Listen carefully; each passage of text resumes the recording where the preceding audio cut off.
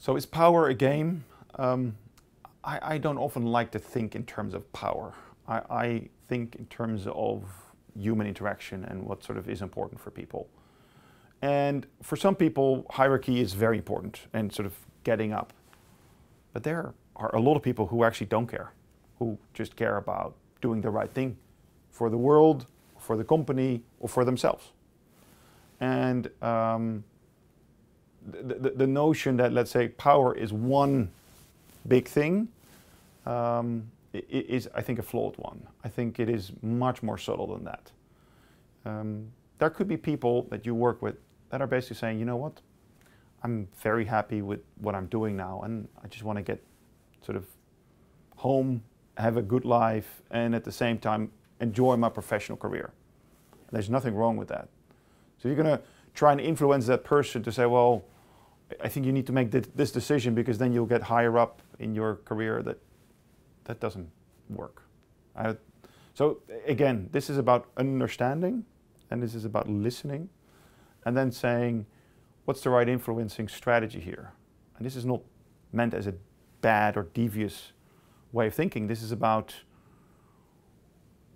is logic and just adding up the numbers here the right way to do it? Or is this more around following the storyline of that person and then adding the right facts and numbers?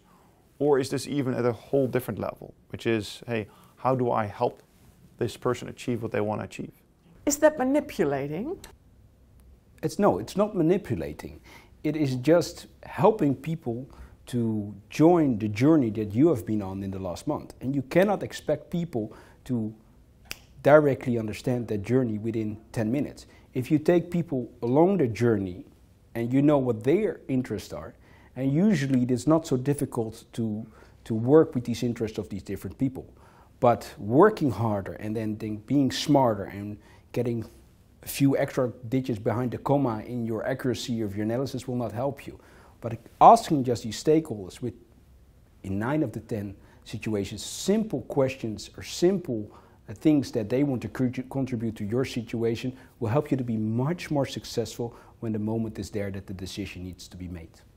It might be that influencing and manipulating can be close together. But what I try to do is not think of what I think should happen at that moment, but try to handle out of respect for the people around me that also have their own goals, their own needs, and their own interference with the problems or the solutions. And I believe that you get enriched yourself by truly asking what their needs are and what their goals are. And you can't start implementing a solution, which might be technically good, if you don't know what drives them and what they need. And as long as you don't know that, you don't know if it's an optimal solution for everybody involved.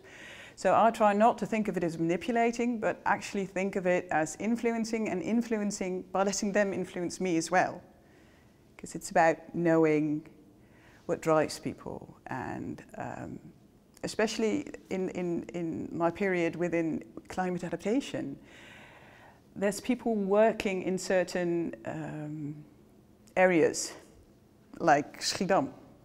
They have a lot of climate problems, you know, pluvial disturbance, heat, because there's not much green. But there's also another problem, which is for the people working there more severe, because there's poverty and a lot of people not knowing how to read and write. So you can't just start from looking at it as a climate adaptation problem. No, you're looking at it from the entire environment of people living there. And the solution that might be optimal for adaptation might not be optimal for the people living there. But if you put them together and you listen to each other and you actually hear what is needed, you might come to an optimal solution for the complete situation and might help to achieve other goals as well. I think one of the things that is really important is when you communicate with people, always try to connect with those people. What I've observed for myself, but also with colleagues I admire, they are honest, they are vulnerable, they show that they're, you know, just like any other person trying to reach their goals within their best abilities, and that always creates like sort of an emotional kind of connection that makes people believe what you say sooner. Well, I started looking at me, the way I was taught to analyze problems. I thought, well, okay, I'm used to reading and emphasizing things, so I might start doing that while working on bigger problems, on more intertwined goals, on more intertwined problems. So I started by looking upon that the same way I would a problem. So I started reading. So you have questions, just write them down. And then I just started asking those questions to people around me. And the most important thing for me was sit still, listen. Don't try to come up with a solution. That's the thing I really had to learn, because you are so set on solving problems. But sometimes it takes a step back and first listening and listening to the entire thing, and then you can go back to analyzing. But that was for me the hardest part, taking a step back, not thinking about solutions immediately, but just start by listening. And I think you can be taught to listen, because there are, of course,